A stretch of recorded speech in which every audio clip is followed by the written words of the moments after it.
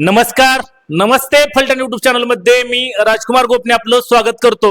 सातारा सांगली स्थानिक स्वराज्य संस्था मतदारसंघामधून भारतीय जनता पक्षाने अखेर धैर्यशील कदम यांना उमेदवारी जाहीर केली आणि गेल्या अनेक दिवसांपासून चर्चेत असलेले ग्रामविकास मंत्री जयकुमार गोरे यांचे बंधू शेखर गोरे मात्र नाराज झाले।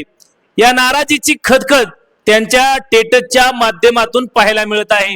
खरं तर गेल्या 1.5 वर्षापूर्वी झालेल्या विधानसभेच्या निवडणुकीमध्ये शेखर गोरे यांना थेट मुख्यमंत्री देवेंद्र फडणवीस यांनी शब्द दिला होता, त्यांना आमदार करणार असल्याचं त्या ठिकाणी त्यांचं वक्तव्य होतं आणि याचमुळे या वेळेच्या पुन्हा एकदा स्थानिक स्वराज्य संस्थेच्या माध्यमातून शेखर गोरे यांना उमेदवारी मिळणार असल्याचे संकेत मिळत होते। मात्र अगदी अखेरच्या दिवसापर्यंत सस्पेन्स राहिलेल्या या जागेवरती धैर्यशील कदम यांचं नाव निश्चित झालं आणि शेखर गोरेंच्या कार्यकर्त्यांमधून मात्र तीव्र नाराजी व्यक्त केली जाऊ लागली। खुद्द स्वतः शेखर गोरे यांनी टेटच्या माध्यमातून साहेब मी नेमकं कुठे चुकलो अशा प्रकारचं स्टेटस ठेवण्यात आलेलं आहे।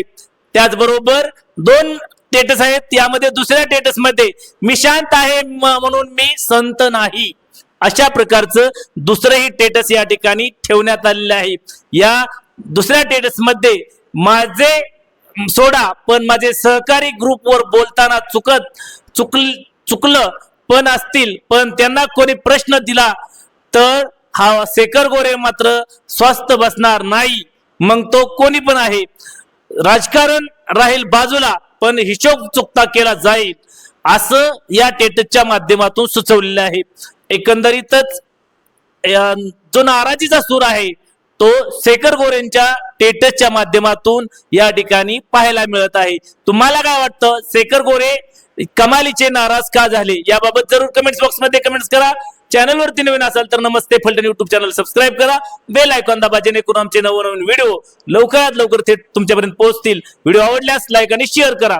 आजच्या व्हिडिओ मध्ये इथेच थांबूया, पुन्हा भेटूया नवीन व्हिडिओ मध्ये, तोपर्यंत धन्यवाद।